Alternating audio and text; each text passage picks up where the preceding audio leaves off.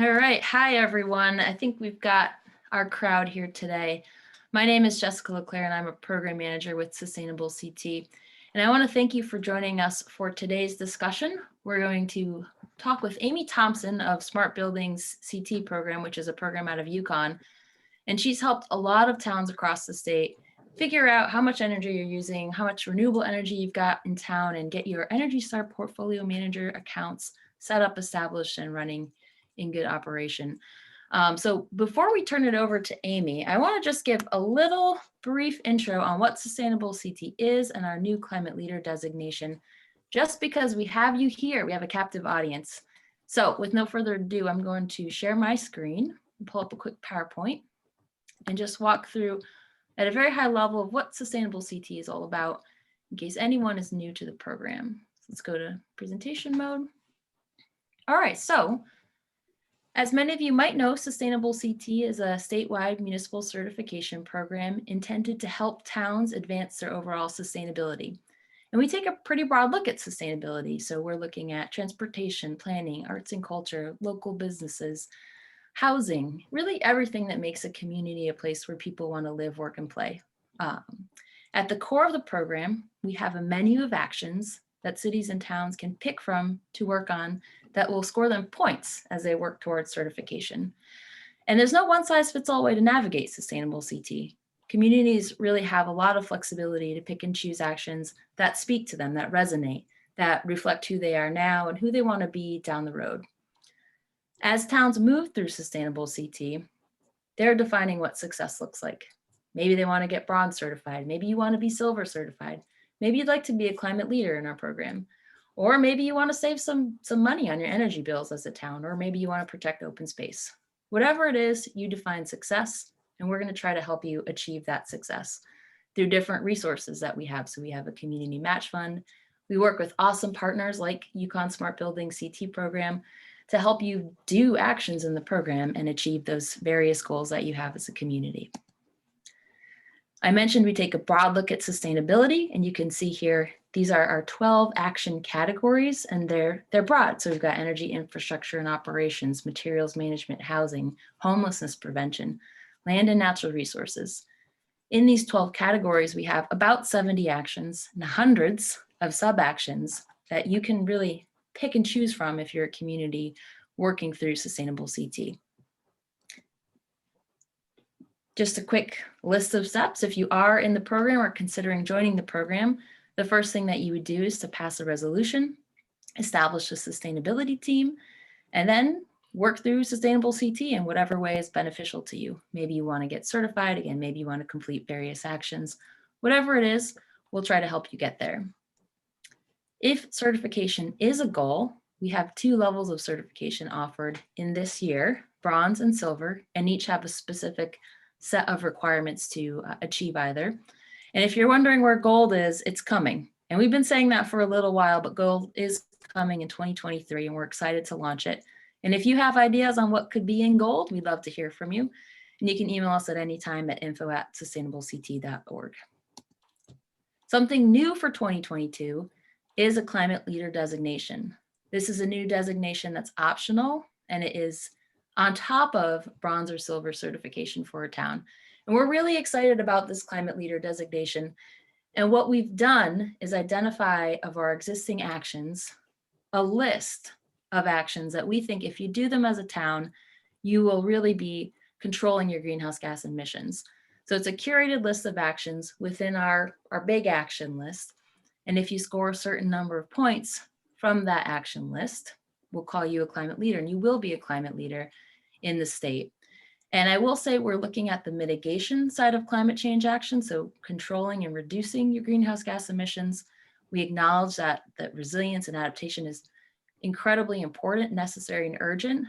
We're not there yet. We don't have a lot of actions in the program geared towards that, but we're working towards it. And again, we'll take your ideas as you have them. We really want to build a product that will help us prepare and prevent climate change in the state.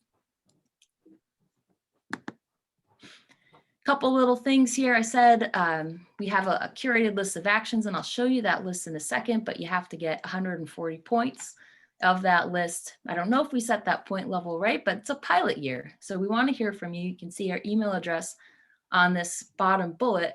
We're seeking feedback as you move through. Do we have all of the right actions? Are there actions we should be building into the program?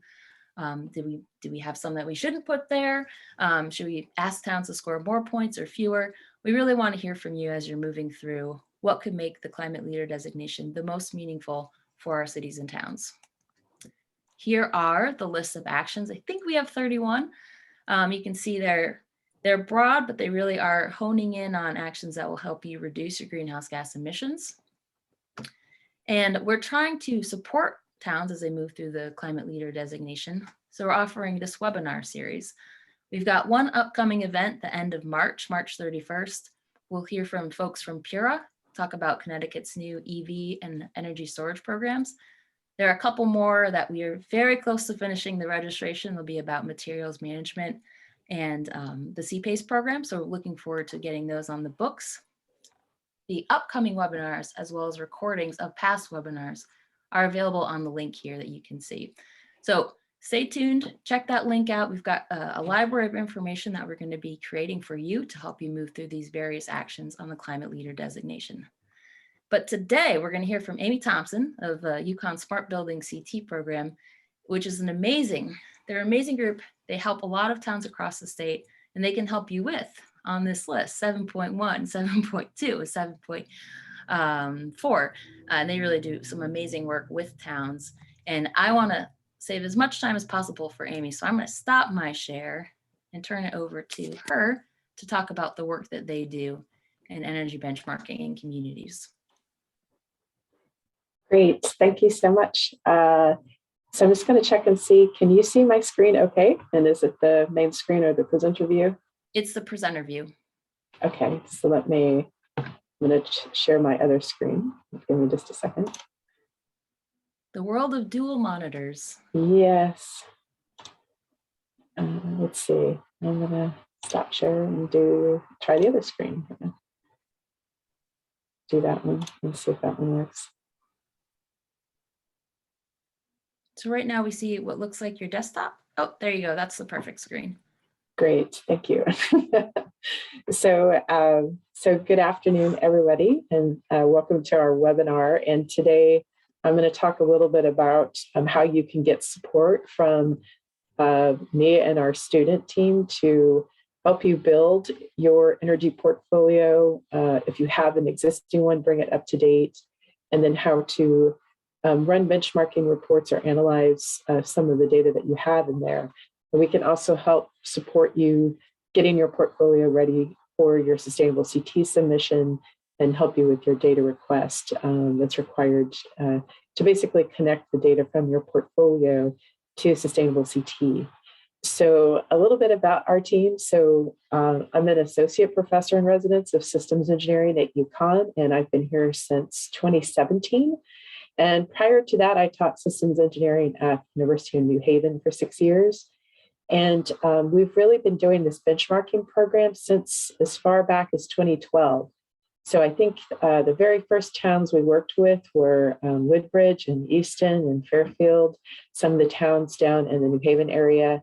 And since being up in Uconn, we've now been expanded our program to where we're helping towns throughout the state with their benchmarking programs. So this whole effort is supported by a grant from Eversource and United Illuminating, which is SCG and CNG gas. And so they provide us a grant every year to support mainly the student effort and time working on the project, as well as my time to kind of give oversight and training to the students. And so the good news for you all is that for you to get help from our program, there's no charge for you. And so it makes it a lot easier to get help. So right now I have 3 students working with me, 2 undergraduate students in mechanical engineering and 1 in electrical engineering. And so, the other great part of this program is that it's a great workforce development program for our engineering students to get them interested in building energy and energy efficiency in buildings and kind of careers in energy and facility engineering. So Julia, for instance, has just been hired, and she's going to be the new associate facility engineer at Collins Aerospace. So a lot of the training that she got from this program and some of our other programs through our center have helped prepare her for her career with a lot more hands-on experience from working in our programs. So it's a little bit about us. So what is it that we do? So we work with towns and schools to help you lower your building energy usage and costs, lower your carbon emissions, reduce water usage, improve your occupant experience, and upgrade your building data analysis methods and technologies.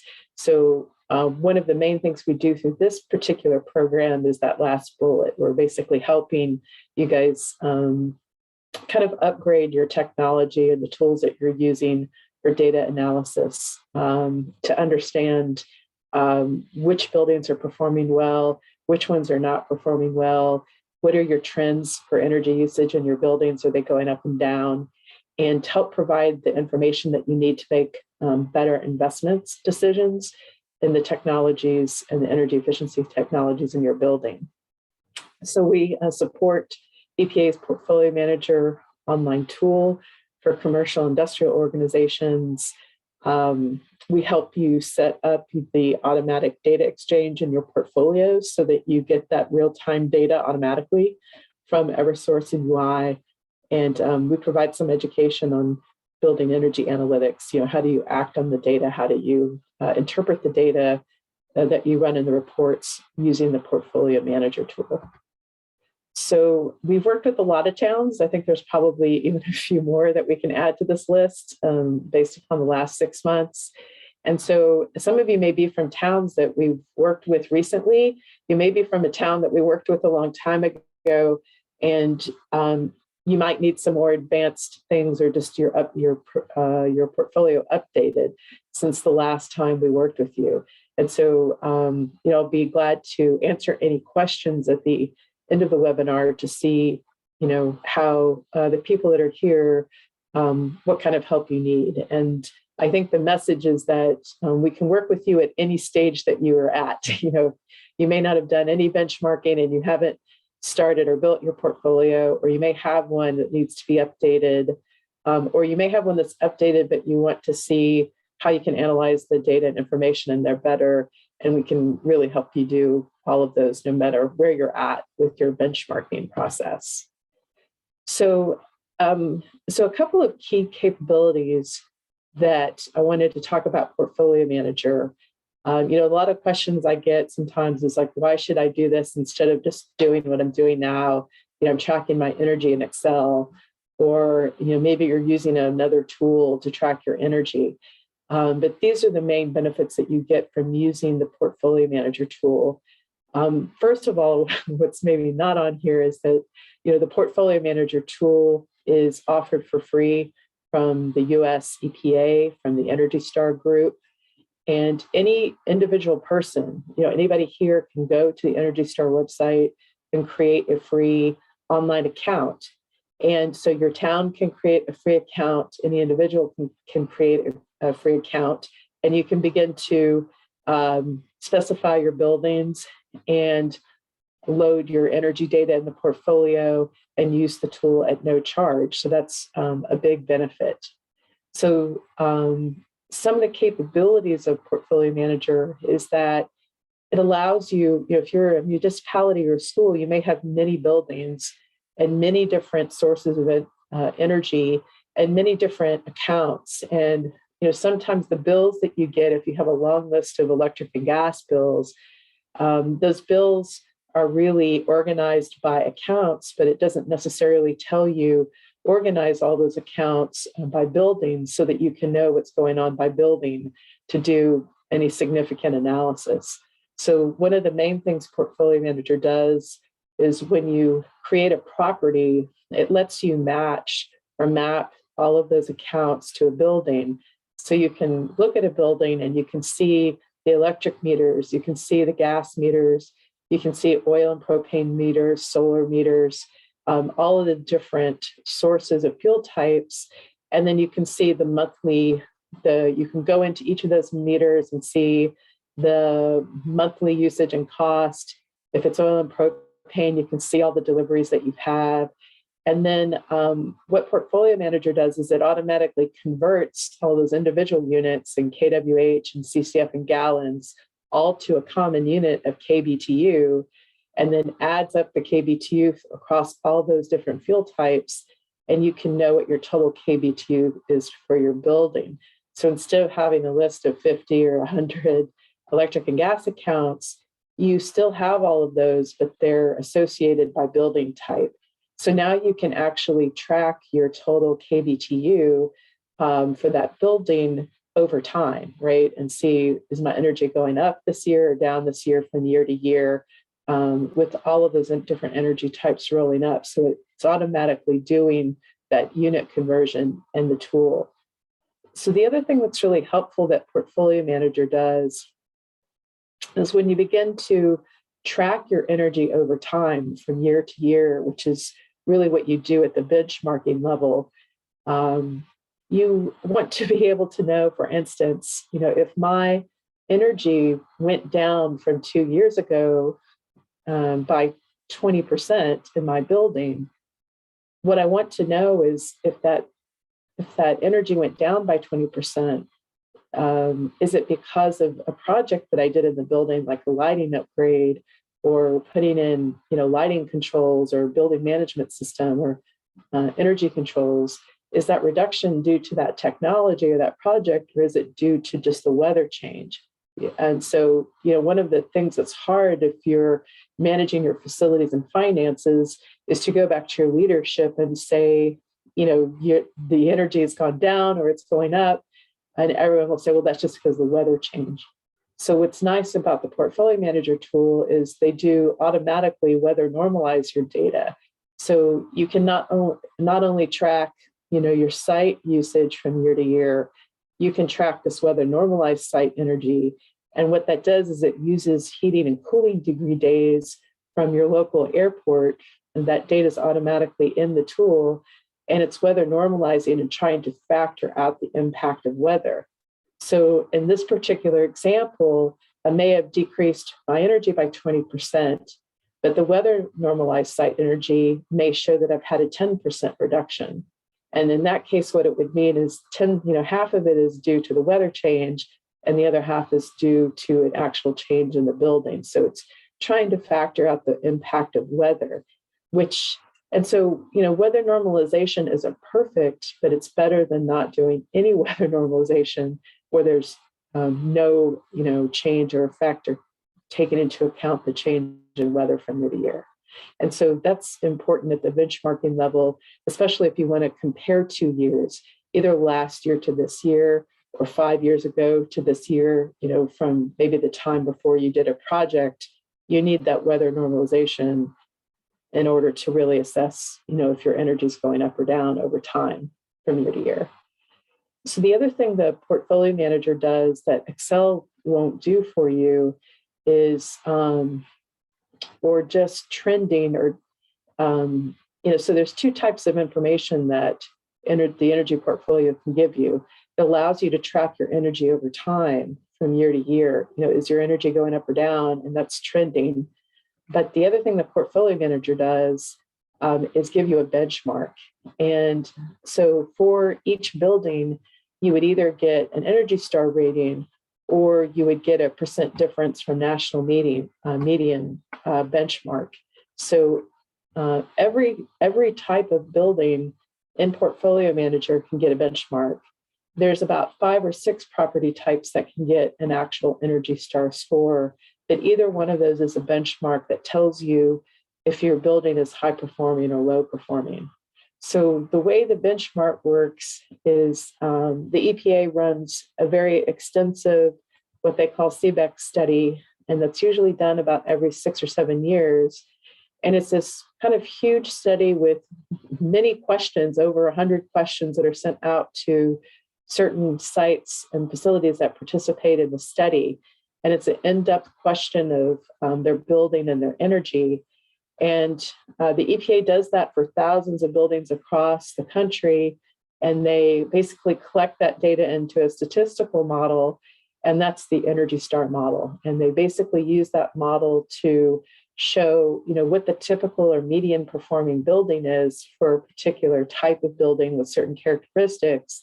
And then they're comparing your building to a like building that has, similar climate or similar, zone, similar type of building, similar type of square footage, and other types of building aspects.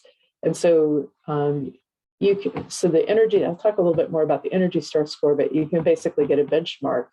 The thing that's helpful about that is you can know if you have a high or low performing building, or if you have a typical performing building, and it would indicate to you, which buildings may need to be looked at more closely with an audit, because maybe there's an issue with the building. So the other thing you can do is share your data.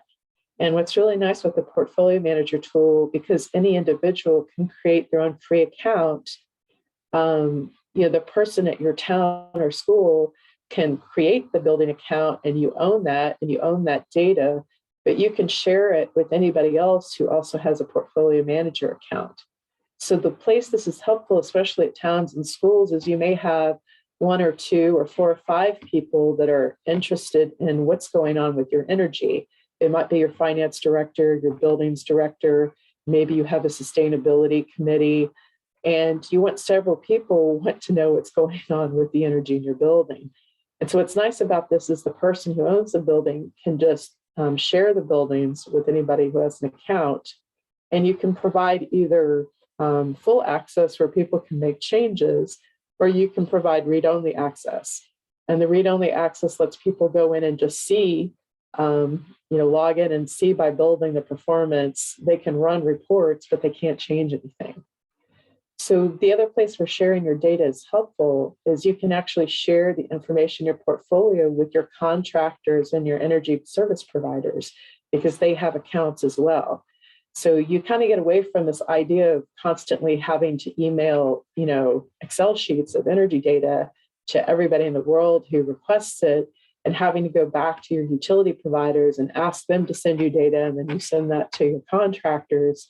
It's now all in one place. And so with the data exchange system that's currently available, because the data is exchanging with the billing databases from you on Eversource, the actual billing data will be in your portfolio because it's exchanging the data there. So you don't have to go back to your utilities and request the data. They're automatically putting the data into your portfolio. And so a couple of other things that are in the portfolio is there are some more advanced aspects of the tool that allow you to do strategic energy management. And there's a way for you to actually apply for Energy Star for your building if you have a 75 or higher Energy Star score. And you can actually complete that application right inside the portfolio, send that to the EPA to review. And if anyone has questions about that, I can talk about that more at the end, about how you actually get recognized. So I don't know if I should stop there and take any questions from people about this so far. Does anyone have any questions before I continue?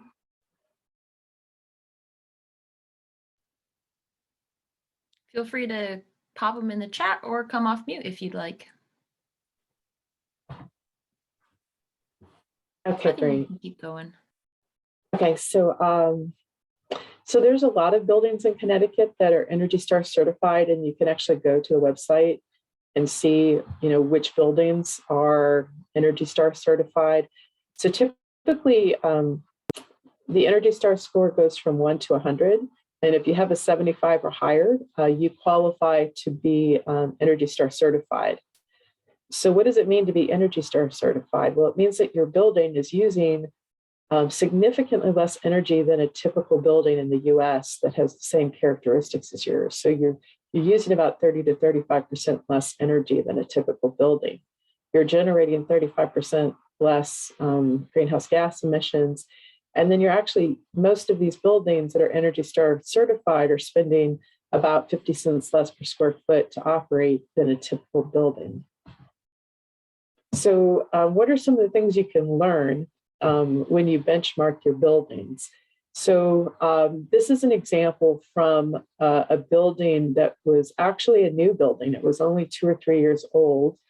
And in this case, you can tell on the left, they have a weather normalized source EUI score. So they have basically 328.7, is their KBTU per square foot back to the source data. And it's what the benchmark is telling them is that they're using 163% more energy than a typical building of this type. And so, if you just built a brand new building 2 or 3 years ago to the codes and the standards of Connecticut, you probably don't want it using this much energy. So why could this happen? Well, sometimes even with new buildings, even if they're designed to be energy efficient, sometimes the energy systems in the building aren't commissioned properly, or there's some issue with the building. And so this is an indicator for you to maybe go look more closely, do an energy audit of your building, your energy systems, and find out, why you're using this much more energy than a typical building. So this benchmark would tell you what percent worse or what percent better your building is performing in the median. So it gives you an indication, do I have a high performing building or a low performing building? And so you may ask in this scenario, okay, maybe I've installed a lot of energy efficiency measures. Why is my building still performing so poorly? You could also have the other result where this tells you you're performing some percent better than median. And it actually validates that the fact that you've done many energy efficiency projects in the building, and you'll be able to see that you're using 20% less energy than a typical building. It will kind of validate the investments that you've made. So one of the other things you can see in the portfolio, when you land on the landing page for each building, you would get a metric summary. And so your metric summary would let you compare any 2 years that you want on the landing table. So you can compare your baseline year to a current year, or in this table, you can actually change this and show any 2 years that you want. And the metrics table allows you to kind of play with the years in the table, and you can see the change. So you can see if your Energy Star score went up. You can see if your source and site EUI KBTU per square foot is going up or down. You can see if your energy cost has gone up or down from year to year, and then your greenhouse gas emissions. So in this particular case, this is a building that I know firsthand, it's probably one of the most energy efficient high schools I've seen in Connecticut. And so it started in 2011 with a very low Energy Star score of 43. And over, an 8-year period, I think the school's implemented about every single energy efficiency technology that I can think of, including reusing waste heat. So, they've increased their Energy Star score up to one of the highest scores I've seen. And you can see that they can see the site EUI, they used to use 75 KBTU per square foot, and they're all the way down to 26 KBTU per square foot, which is very, very low. And what's the impact? Well, the impact you can see is that they used to spend $722,000 per year on at this very large high school, and they're now spending about $339,000 per year. So you can really see the impact. They're saving about $383,000 every year that this building is running at this level of efficiency. And then you can see the greenhouse gas emissions has gone down.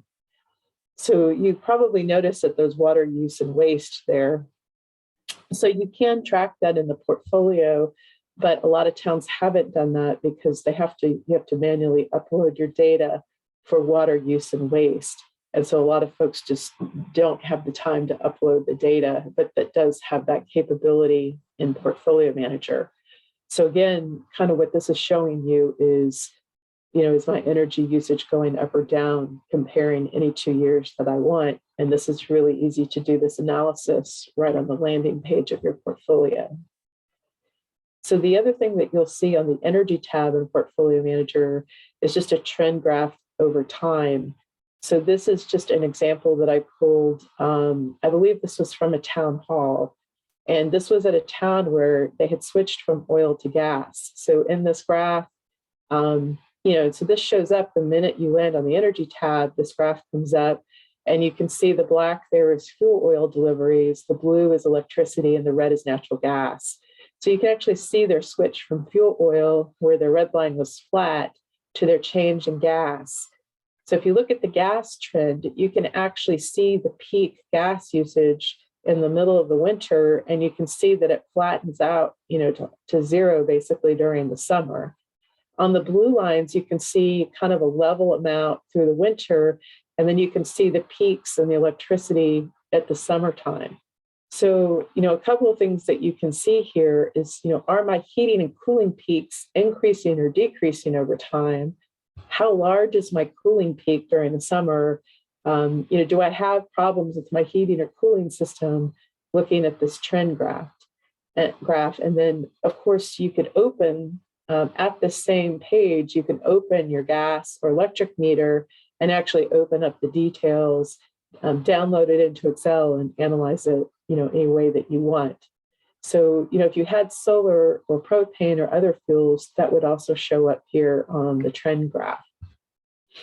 So the other thing you can do in Portfolio Manager is there's Goals tab, and you can go in and say, look, my building is performing poorly. So this is one of the poorest performing schools in Connecticut. It has a very low score of, a 13 and 11.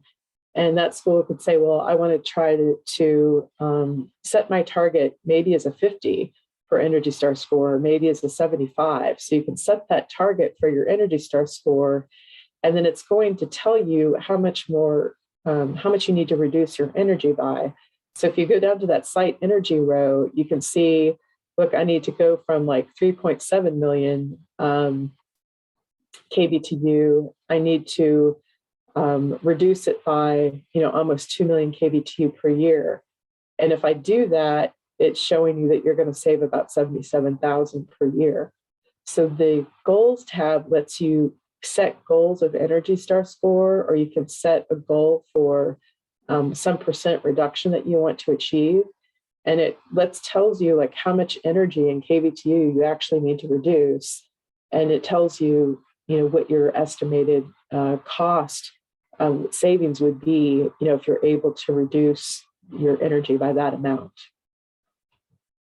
So the other thing that's helpful is, the reason why Portfolio Manager is called Portfolio Manager is this tool is really helpful when you have more than one or two buildings. If you just have one building, this tool is still useful to you, but it's even more helpful when you've got 10 or 20 or 30 buildings, because you're trying to prioritize investments in buildings.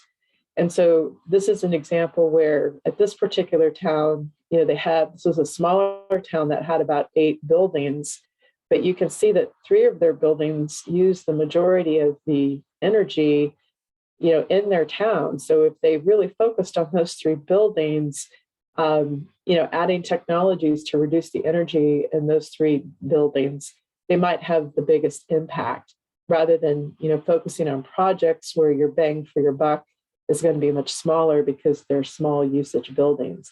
But the pie graph is a nice way to visualize and communicate to your stakeholders, what's going on with energy across the buildings in your town or your school district.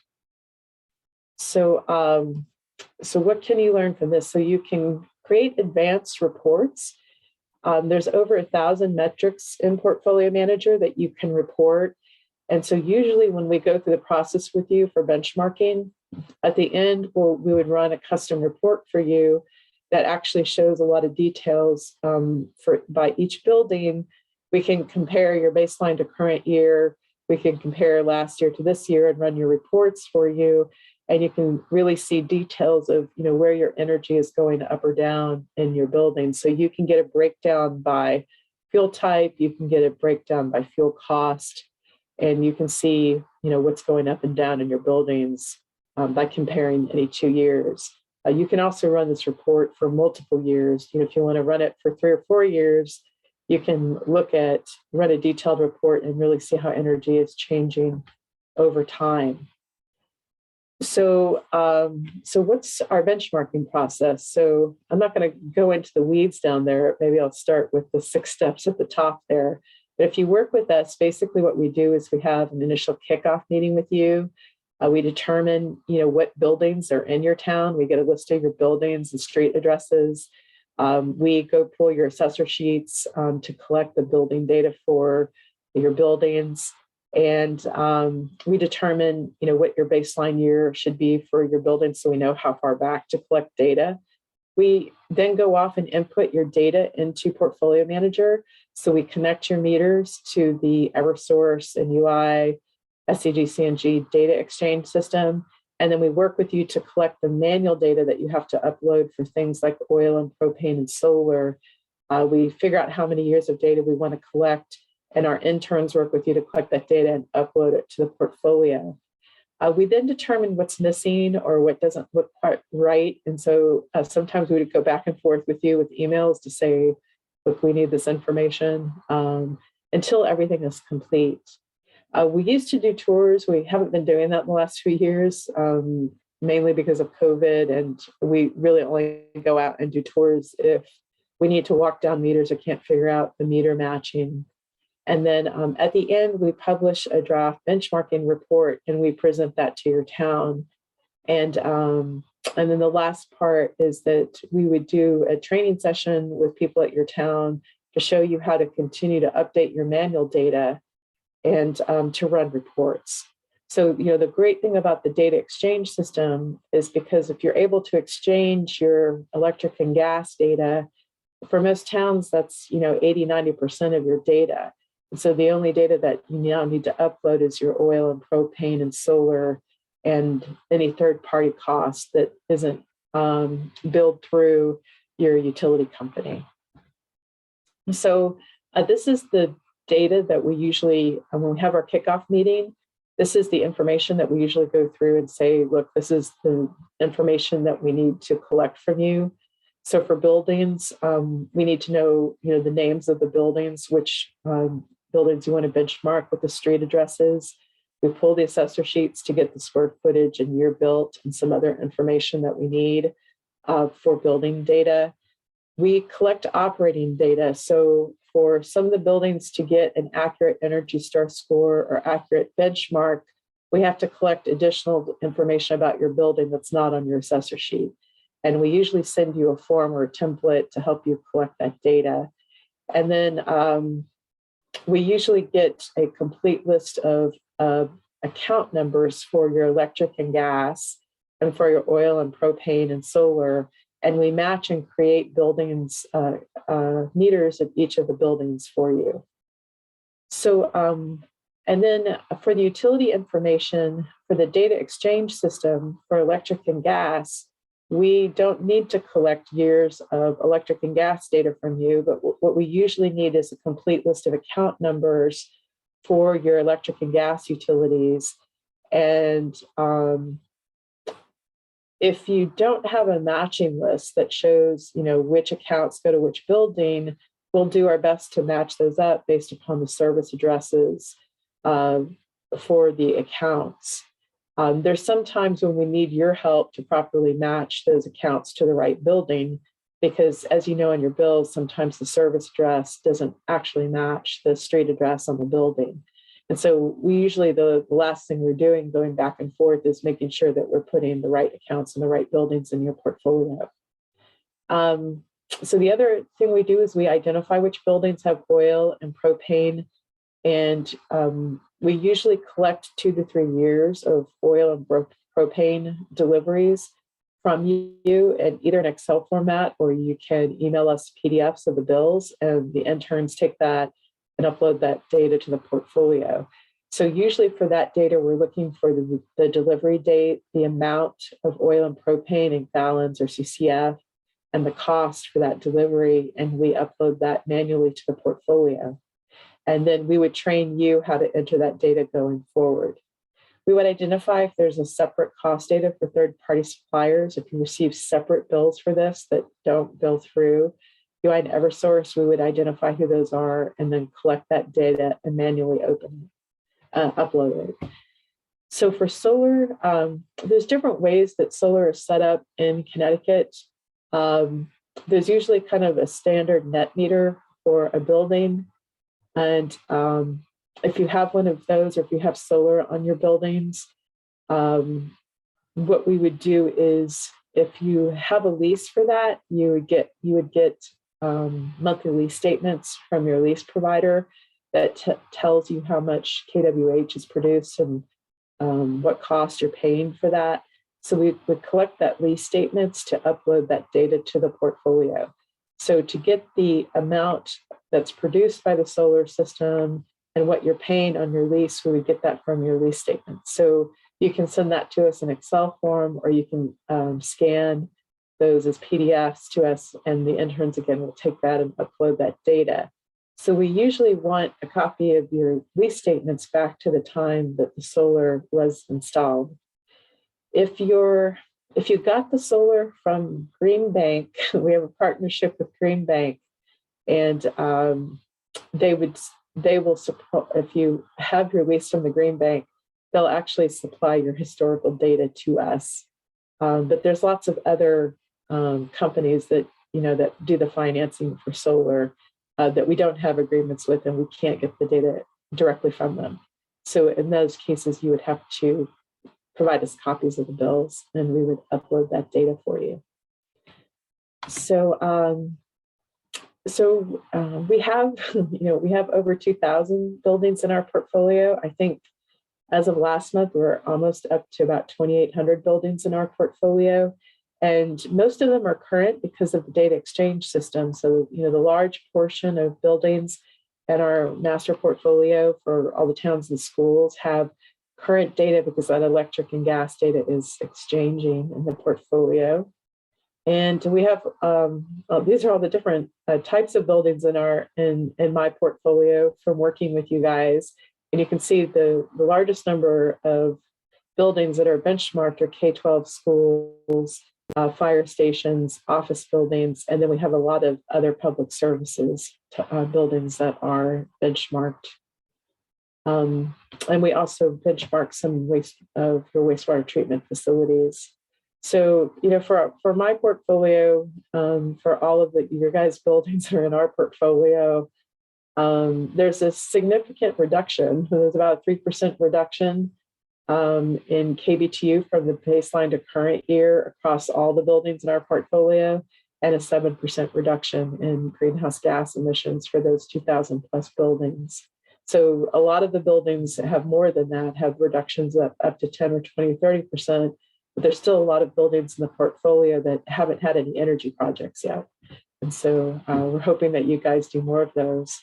So the data request links for the Sustainable CT program that's here now, if you have a portfolio manager account set up, you can actually click on these links and it automatically creates the data request in your portfolio, and you can respond to those and submit your data to the Sustainable CT program.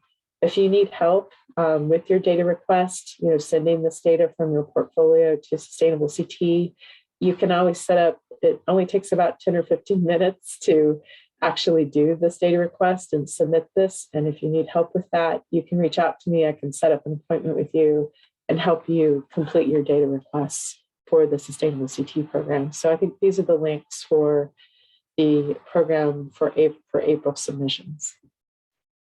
So I think that's all I have for today. So I'm more than happy to take any questions that you have, or even open Portfolio Manager and demonstrate anything somebody wants to see. So I'll kind of stop there and see if there's any questions.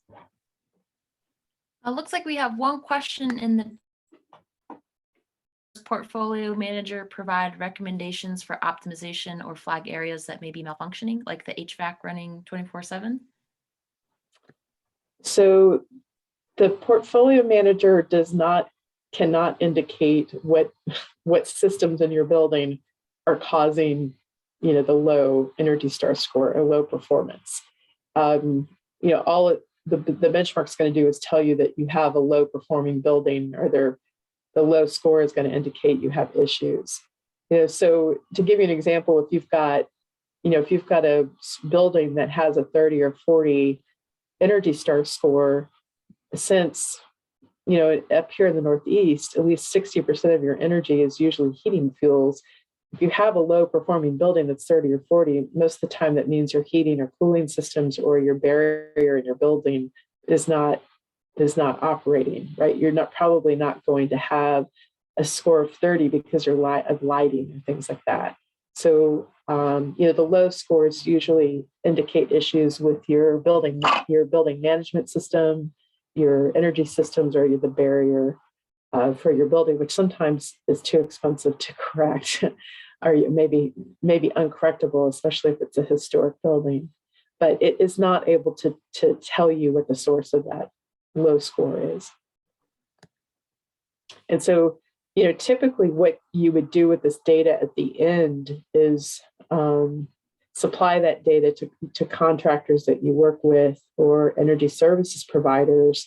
They would analyze your benchmarking report and would come in and do audits or walkthroughs and propose projects to you. So, my suggestion to you, what to do with the report is to give that to people who are experts to make recommendations for you for improvements in the building. Excellent, thank you. Anyone else have questions? You can type them in the chat, or if you want to just come off mute and shout them out loud, that works too.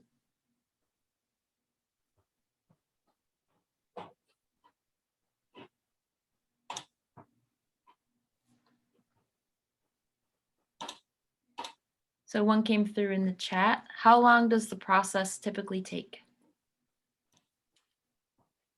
So most towns that we work with, it takes about maybe 4 or 5 weeks. And mainly that's because there's some going back and forth a little bit to make sure that we have the data complete and correct. When we get the data from you guys, it usually only takes me and the interns a couple of days to upload data. It takes us about 2 weeks up front to make sure that we have the right buildings, that we have the assessor sheets are right, that we've connected the meters. That takes about 2 weeks. And then it takes us usually about 2 or 3 weeks to resolve any issues we have and make sure everything's matched, make sure everything's complete. If that process extends out, it's usually because the town has to go back and they have to take some time to collect that manual data, like the oil and propane. Sometimes, I have towns that we worked with a year ago and, they went back and they still haven't been able to get all their oil and propane data. So that's still sometimes a barrier. And also collecting that operating data for the buildings, that additional operating data for the buildings so that you get an accurate benchmark. That's, usually what takes a little bit longer as well. But, actually creating the buildings and pulling the assessor sheets and getting your building data and your meters set up and connected, because that information is pretty easy to get your list of account numbers and the matching done. We do that pretty quickly within just a couple weeks. And it usually takes a little bit longer for collecting and uploading that manual data. That makes sense. And one other question in the chat, does Portfolio Manager have a capability of considering a building's age? The age may suggest a need for insulation or window upgrades. And Kenrick is wondering this, if Portfolio Manager can recommend the lowest route to pursue. So it doesn't make recommendations for based upon technologies or systems in the building. It does take into account the age of the building when it gives you your Energy Star score or benchmark, but it's not going to provide specific recommendations for certain technologies. That's really kind of left to your contractors or your consultants to make those.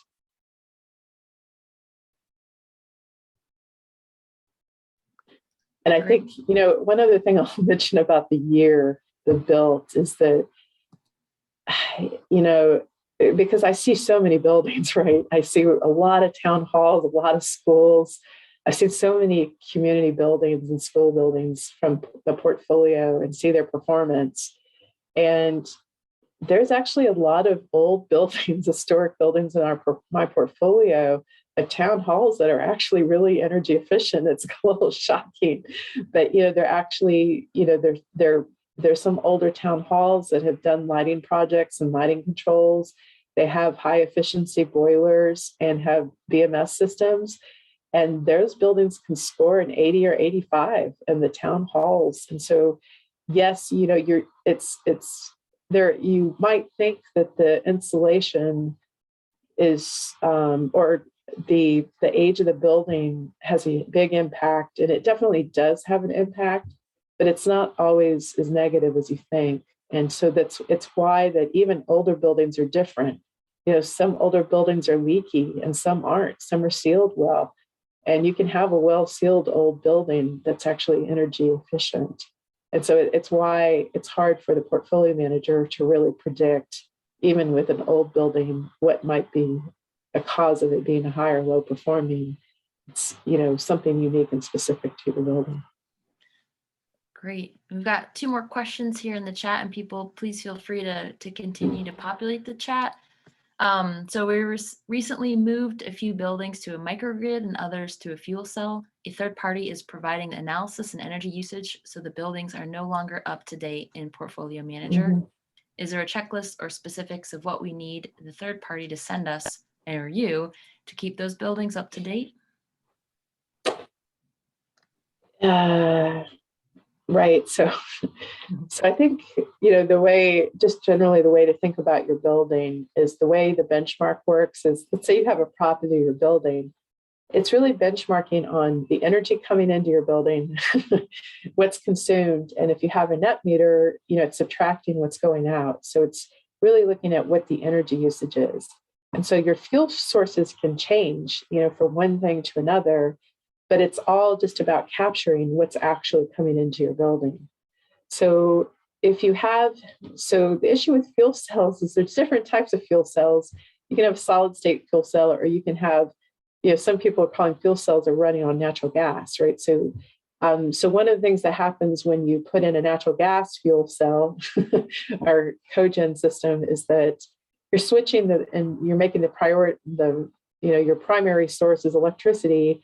You're now switching that to where a lot of your energy is switching from a large amount of electricity to a larger amount of gas. And now you're using less electricity because that cogen is producing electricity for you.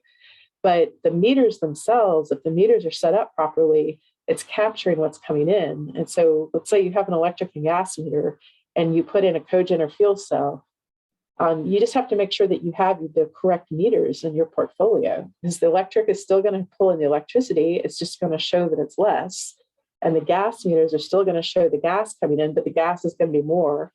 And so, if you look at that trend line graph that I showed you before, what happens in those trend lines is you can actually see that when a cogen system goes in. What happens is the gas goes up, the electric goes down. And ultimately, what you want to see is that total energy KPTU is less than what it was before. And, the sum, so you've got them switching, but you want the total to be less than what it was before. And the portfolio manager would show that. So, if you get the list of your accounts from your electric and gas providers, and you put those in the portfolio correctly, then the portfolio should work. So sometimes what happens when they put in a solar system or they put in a cogen system, the utility companies kind of close out the old electric or gas account and they start a new electric or gas account. Sometimes those new electric or gas accounts, depending upon your contract, like you have a third party, those accounts may be in the third party name, right? They're not in yours anymore, because sometimes those third party contractors are actually paying your bills. And so it's a question of, the whole question is still of what's the actual usage of your building. If those third party people, if that electric and gas meter really is collecting the real usage at your building, but it's in their name, you probably want to get that data, or you just need the account numbers for those. And you probably just need to close out your old meter, create a new electric or gas meter with those account numbers, and you can get the account numbers from your third party and be sure you're capturing that energy that's coming into your building. If you have a cogen system, and let's say you're having waste heat recovery, the only thing that happens inside your building, and that doesn't really get captured, but what you would see is that with that reuse of that waste heat, is that your total gas and electricity should be going down because you're using that waste heat. And so your total energy between your electric and gas should be going down after cogen, right? That's the whole goal. So you'd want to see that your total energy is going down because you're using that waste heat that kind of happens inside your building. And so, if you've got questions about how to set that up, I'm more than happy to meet with you and help assist you with how you need to reconfigure your meters. And so you can feel free to send me an email at amy.2.thompson@uconn.edu. And I'm more than happy to look at your buildings and give you some suggestions of how to fix your meter configurations in your buildings. Thanks, Amy. We've got time for one more question, and we have one more question, so it works out perfectly. How do you handle buildings that are on time of day and also have PV? Those accounts do not appear to upload all into Portfolio Manager, and it can make benchmarking difficult. So there are most of the net meters, the solar meters on buildings. You can connect that electric meter in Portfolio Manager, whether it's Eversource or UI, and you're pulling in, how much electricity that you're using from UI and or Eversource. And Eversource actually automatically subtracts out the excess and you get the net. But the piece that's missing is the solar production, because on your electric bill, you're not getting charged for the solar. And so you have to add that in to actually capture how much usage is at your building. So this is where you either have to get, if you have a solar system that's on a lease, you need to get those lease statements so that we can see how much energy is being produced from that system and add that back in. And again, yes, that is manual. And I think by law, Eversource and UI, I think are not allowed to, there's some legal aspect of why they can't show the solar production on your bill or why they're not allowed to collect that and share that. But you guys have to provide that manually. Some folks who own their solar systems have a portal where you log in to your website and it's monitoring your solar system and how much is produced on a daily or monthly basis. And in those cases, you can just download the report in Excel and send that to us, and we can upload that data. So, there's a couple of different ways to get information about your solar, either through the portal, some online portal that was set up with your solar system, or from your lease statements if you have a lease. There's been a few towns that we worked with that didn't have either, and they hadn't even been collecting their solar for a long time. So there's a few towns I worked with where they actually just got the data from the inverter panel, on the solar. And on a regular basis, either quarterly or yearly, they go read, how much kWh was produced from their solar systems. And we take that yearly data and divide it by 12 and upload that to the portfolio. So, there's ways that you can estimate that if you don't have, an online system that's tracking it, or you don't have the lease statements, if you own the system. There's a few, Eversource has an account called a large power billing account. And for some reason, those are set up on a completely different billing system than the regular billing system.